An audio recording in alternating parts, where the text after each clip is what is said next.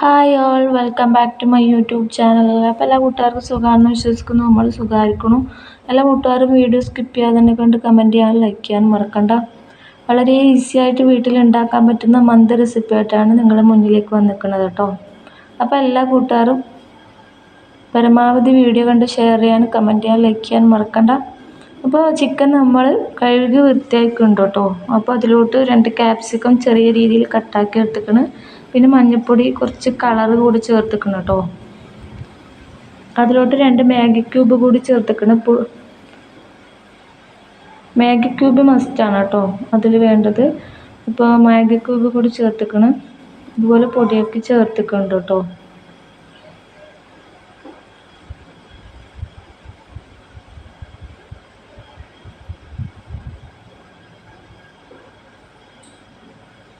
പിന്നെ അതൊക്കെ അതിനിടയിൽ മല്ലിച്ചപ്പ് കൂടി ചേർത്തിക്കണം. മല്ലിച്ചപ്പാണ് കാര്യമായിട്ട് വേണ്ടത്. ടേസ്റ്റ് കൂടാൻ കാര്യമായിട്ട് വേണ്ടത് മല്ലിച്ചപ്പ് കൂടെ വേണം കേട്ടോ.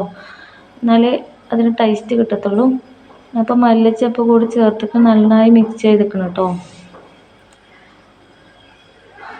എല്ലാം കൂടി മിക്സ് ചെയ്തതിന് ശേഷം കുറച്ച് സമയം റെസ്റ്റ് ചെയ്യാൻ വെച്ചിട്ടുണ്ടായിരുന്നു കേട്ടോ. അപ്പോൾ അതൊക്കെ കഴിഞ്ഞ് നമ്മൾ അടുപ്പത്തോട്ട് മസാലക്കൂട്ടൊക്കെ വെച്ചിക്കണം കേട്ടോ. അപ്പോൾ അതിനിടയിൽ കുറച്ച് വെള്ളം തിളപ്പിച്ചിട്ട് അരി കുറച്ച് സമയം പൊതിരാൻ വെച്ചിട്ടുണ്ടായിരുന്നു. അപ്പോൾ അരിയൊക്കെ പൊതിർന്നതിന് ശേഷം കുറച്ച് ചൂടുവെള്ളം തിളപ്പിച്ചിക്കണ്. അതിലോട്ട് അരിയൊക്കെ ഇട്ട് കൊടുത്തിക്കണം കേട്ടോ. അപ്പോൾ അരി വെന്തതിന് ശേഷം നമുക്ക് ഊറ്റിയെടുത്തതിന് ശേഷം അപ്പം അതിനിടയിൽ മസാല കൂട്ടുക്ക് റെഡി ആയിക്കുന്നുണ്ട് കേട്ടോ. അതിലോട്ട് ഈ അരി ഊറ്റിയെടുത്തതിന് ശേഷം ഇതിലോട്ട് ഇട്ട് കൊടുത്താൽ മതി. അപ്പോൾ ആ മസാല കൂട്ടിലോട്ട് കുറച്ചായിട്ട് ഇതിൽ ഇട്ട് കൊടുക്കുന്നുണ്ട് കേട്ടോ.